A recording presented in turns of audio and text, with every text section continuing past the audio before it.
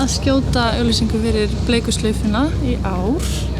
Þetta sem sagt verkefni sem að Kontór, auglýsingastofa, er að vinna með Krabbameinsfélaginu og þau sem sagt fengu mig og vinn sem sagt hjá Norður sem er framleiðslufyrirtæki til þess að sem sagt framleiða sjónvarpsauglýsinguna.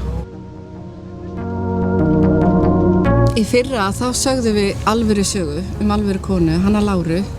Já, og í ár ákveðum við að fara að segja nýja sögu, aðra sögu, alvöru konu sem að lendir í því að finna hnút í brjósti, fyrst í einu, síðan í hinu, sem er óvenjulegt.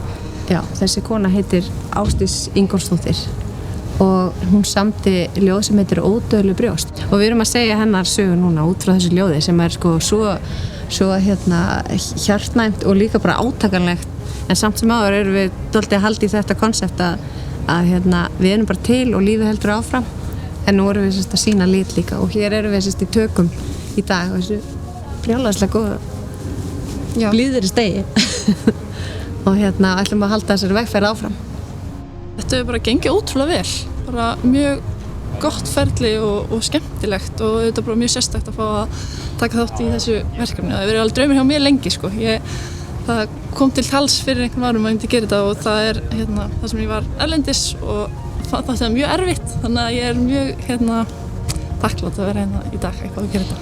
Það verður alltaf eitthvað svona sérstakt sem að myndast á setti í þú ert að gera svona góðgerðarverkefni af því að fólk bara finnur svona einhverja þörf til þess að gera hlutina vel, gera þeim góð skil og það er alltaf plús að fá að gera eitthvað sem er satt og skilja eitthvað eftir.